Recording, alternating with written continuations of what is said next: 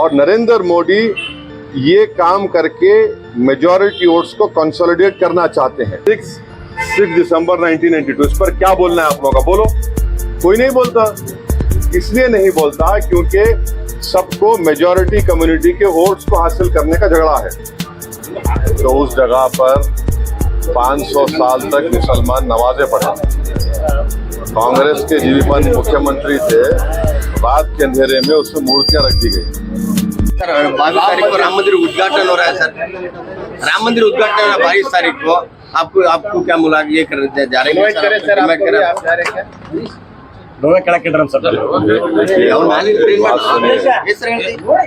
बात सुनिए, 19 जब जीबी पंत चीफ मिनिस्टर थे तो उस जगह पर 500 साल तक मुसलमान नमाजें पढ़े।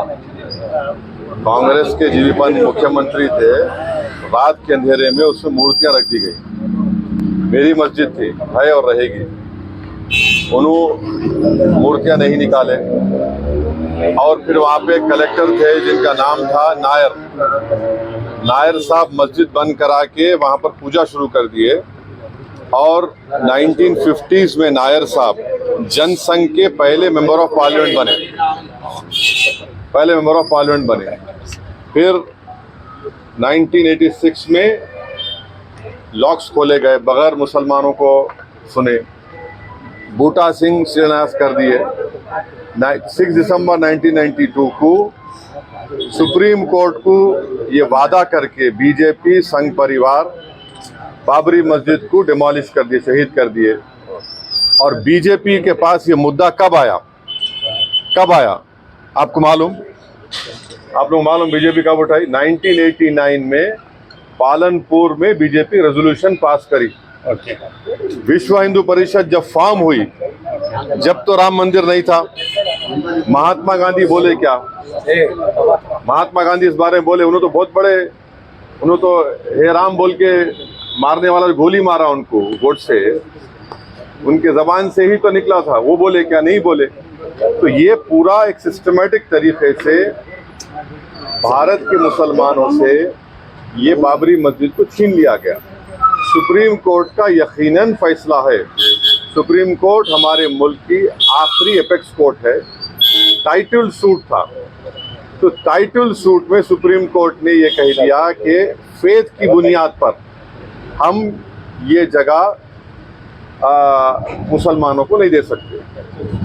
सुप्रीम कोर्ट ये भी कह दिया कि वहाँ पर मंदिर को तोड़कर मस्जिद नहीं बनाई गई। ये सुप्रीम कोर्ट ने कहा उस जजमेंट में। और मैंने सुप्रीम कोर्ट के जजमेंट आने के बाद ये रिएक्शन आपको मीडिया को दिया था कि एक सुप्रीम कोर्ट के रिटायर्ड चीफ जस्टिस थे, उनका नाम जस्टिस JS वर्मा नाम था। उन्होंने सुप्रीम कोर्ट के बारे में कहा था कि supreme court is supreme but not infallible. ये उन्होंने कहा था, मैं फिर से कह रहा हूँ।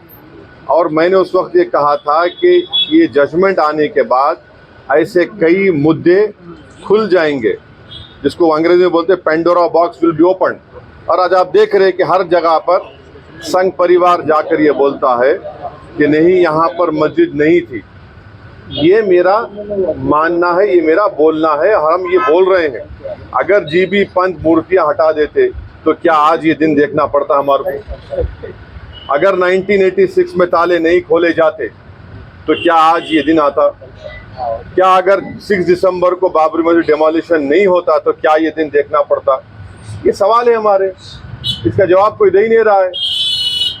और फिर ऊपर से जो अपने आप को सेकुलर बोलते हैं, वो बोल रहे हैं कि दिल्ली का मुख्यमंत्री और जो अलायंस में है, हम हर ट्यूसडे को सूरजकंद पाठ और हनुमान चालीसा स्कूल में, गवर्नमेंट स्कूल में पढ़ाएंगे। गवर्नमेंट स्कूल का कोई रिलीजन होता है क्या? हाँ, अभी तो सबका झगड़ा चल रहा है। क्या झगड़ा है ये? झगड़ा क्या है? अगर मोदी नहीं रहते तो हम भी चले जाते। हम उन सब से पूछ रहे कि बताओ, ये जो मैं बातें कर रहा हूँ, 3 इंपॉर्टेंट इंसिडेंट्स बोल रहा हूँ। जीबी पंत जब चीफ मिनिस्टर थे 1986, 6 दिसंबर 1992, इस पर क्या बोलना है आप लोगों का, बोलो। कोई नहीं बोलता। इसलिए नहीं बोलता क्योंकि सबको मेजॉरिटी कम्युनिटी के वोट्स को हासिल करने का झगड़ा है। और नरेंद्र मोदी ये काम करके मेजॉरिटी वोट्स को कंसोलिडेट करना चाहते हैं। और इससे एक पैगाम दे रहे हैं भारत के मुसलमानों के कि आपका भारत की पॉलिटिक्स में आपका क्या मुकाम है, आपकी प्लेस क्या है, ये बताया जा रहा है। बस, थैंक यू।